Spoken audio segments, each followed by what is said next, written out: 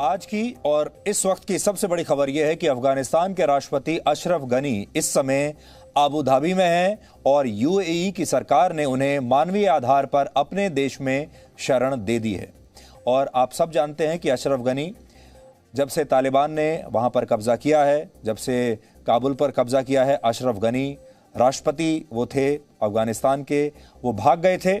सबसे पहले वो ओमान गए थे, ऐसी खबरें आई थीं, और अब वो इस समय अबू धाबी में है। और यूएई की सरकार ने खुद एक बयान जारी करके ये जानकारी दी है कि अशरफ गनी अब उनके देश में हैं और उन्हें मानवीय आधार पर यूएई ने अपने देश में शरण दे दी है।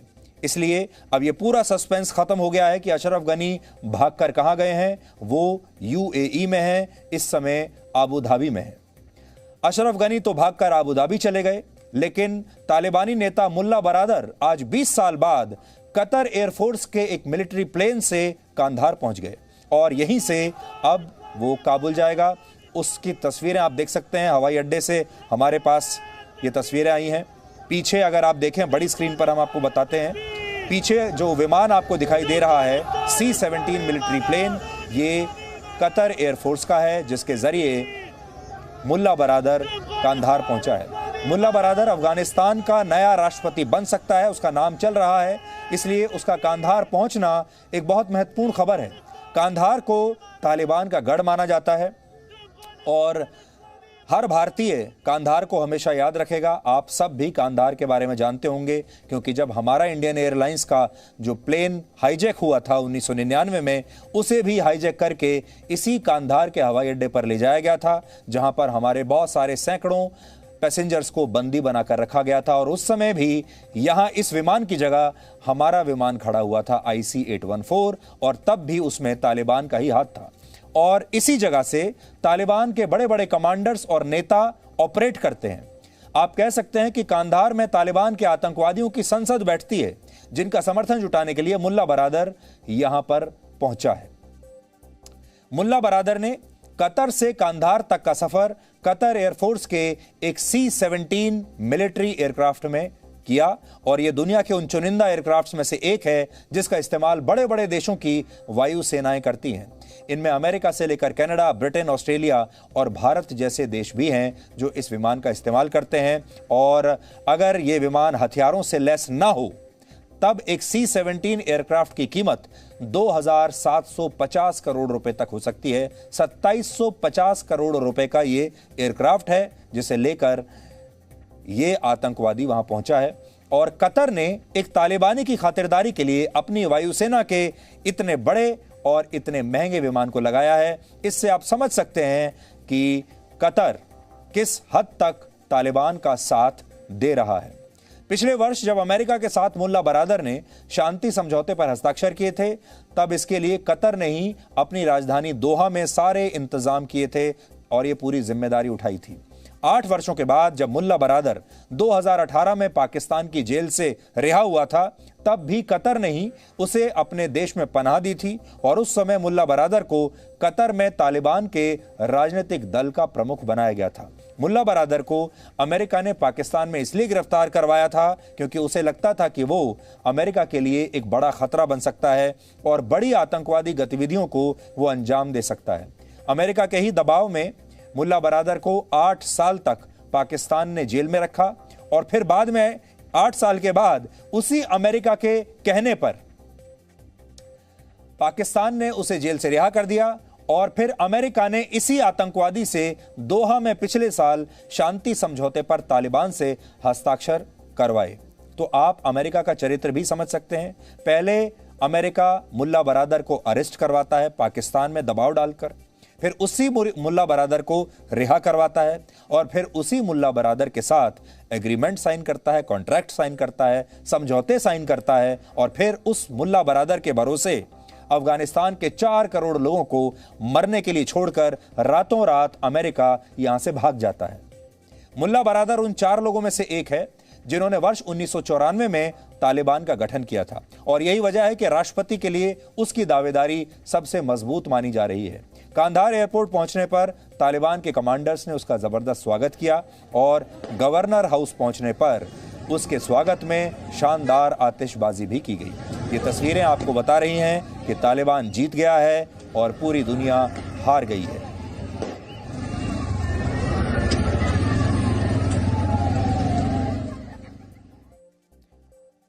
अफगानिस्तान के 4 करोड़ लोगों के घरों में अंधेरा छाया हुआ है। वो नहीं जानते कि आगे उनकी जिंदगी में क्या होने वाला है, लेकिन कम से कम यहां जहां मुल्ला बरादर पहुंचा है, यहां पर आतिशबाजी की जा रही है।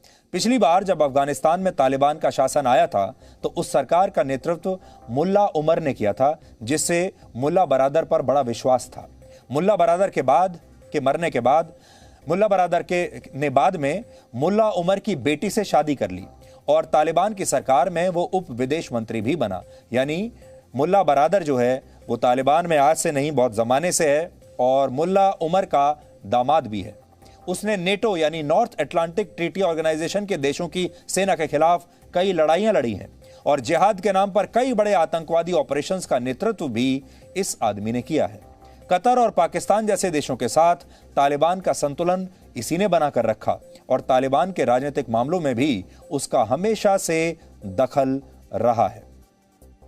आज मुल्ला बरादर 20 वर्षों के बाद अफगानिस्तान पहुंचा है और इससे यह साफ है कि उसे वहां की सत्ता बस मिलने ही वाली है। लेकिन आज दुनिया भर के नेताओं को यह भी सोचना होगा कि क्या वो अंतर्राष्ट्रीय मंच पर एक ऐसे नेता का स्वागत करेंगे जिसने जिहाद और इस्लामिक कट्टरपंथ के नाम पर आतंकवाद को हमेशा सही ठहराने की कोशिश की है, और इस बात की क्या गारंटी है कि वो अफगानिस्तान का नया राष्ट्रपति बनने के बाद ऐसा नहीं करेगा। माना जा रहा है कि अगले एक हफ्ते में अफगानिस्तान में तालिबान की नई सरकार बन जाएगी और ये सरकार कैसी होगी इसकी एक झलक आज हम आपको एक तस्वीर के जरिए बता देते हैं, दिखा देते हैं। आज आतंकवादी संगठन हक्कानी नेटवर्क के अनस हक्कानी ने काबुल में अफगानिस्तान के पूर्व राष्ट्रपति हामिद करजई से एक मुलाकात की है। उस मुलाकात की तस्वीरें इस समय आपकी स्क्रीन पर हैं। हामिद करजई 2001 में उस समय अफगानिस्तान के राष्ट्रपति बने थे जब तालिबान को सरकार से वहां हटना पड़ा था और अमेरिका वहां पहुंच गया था और उसने तालिबान को वहां से भगा दिया था। लेकिन तालिबान की सरकार बनाने में करजई उनकी इस बार मदद कर रहे हैं, इसलिए करजई वहां से भागे नहीं हैं। करजई काबुल में ही हैं और करजई लगातार बातचीत कर रहे हैं हर बड़े नेता के साथ। बड़ी बात यह है कि तालिबान की सरकार में हक्कानी नेटवर्क भी शामिल होगा, जिसने ये वही हक्कानी नेटवर्क है जिसने 2008 से 2009 के बीच काबुल में भारतीय दूतावास पर आत्मघाती हमले किए थे और 2012 में अमेरिका ने इस पर आतंकवादी गतिविधियों के लिए प्रतिबंध लगा दिया था और अनस हक्कानी को भी अमेरिका ने अंतर्राष्ट्रीय आतंकवादी घोषित किया हुआ है। लेकिन अब हक्कानी नेटवर्क के आतंकवादी तालिबान की सरकार में विदेश मंत्री भी बन सकते हैं, वित्त मंत्री या रक्षा मंत्री जैसी जिम्मेदारी भी संभाल सकते हैं। यानी एक जमाने में जिन्हें अमेरिका ने आतंकवादी घोषित किया, संयुक्त राष्ट्र ने आतंकवादी घोषित किया, पूरी दुनिया उन्हें आतंकवादी कहकर पुकारती थी, आज वही लोग सरकार में शामिल हो जाएंगे और उसके बाद आपको बड़े बड़े अंतर्राष्ट्रीय मंचों पर ये भाषण देते हुए नजर आएंगे। इसलिए आज अमेरिका को यह भी सोचना है कि जिस हक्कानी नेटवर्क को वो अपनी आधिकारिक वेबसाइट पर आज भी आतंकवादी संगठन मानता है, वो उसके नेताओं को तालिबान सरकार का मंत्री मानकर उनसे बातचीत कैसे करेगा, किस मुंह से करेगा और दुनिया को क्या चेहरा दिखाएगा जब वो आतंकवादियों के साथ ही बातचीत की टेबल पर बैठेगा, उनसे हाथ मिलाएगा और उनके साथ समझौते साइन करेगा।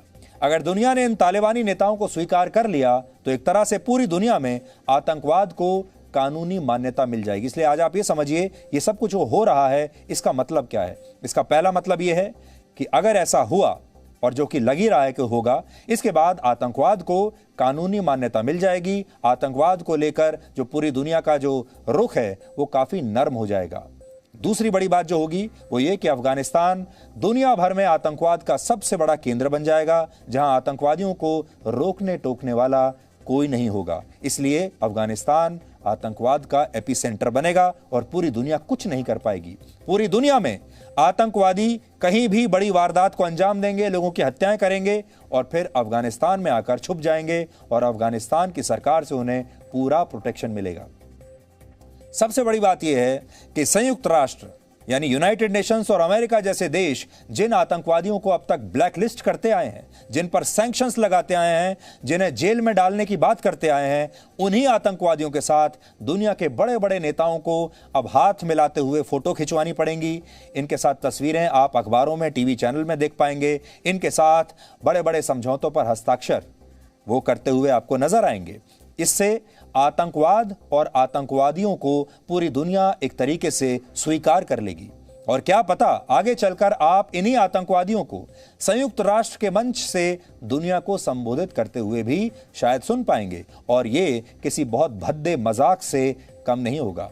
कल्पना कीजिए जब ये सरकार बनेगी और इस सरकार में बड़े बड़े आतंकवादी मंत्री बन जाएंगे और मुल्ला बरादर जैसा व्यक्ति इसका राष्ट्रपति बन जाएगा, तो फिर संयुक्त राष्ट्र जैसी संस्था में भी उन्हें बुलाया जाएगा और ये आतंकवादी संयुक्त राष्ट्र में खड़े होकर पूरी दुनिया को शांति के बारे में लेक्चर देंगे, आपसी सौहार्द के बारे में लेक्चर देंगे और बताएंगे कि कैसे ये आतंकवादी नहीं बल्कि बहुत ही शरीफ लोग हैं। Presenting B News app available on Google Play and App Store. Download it now.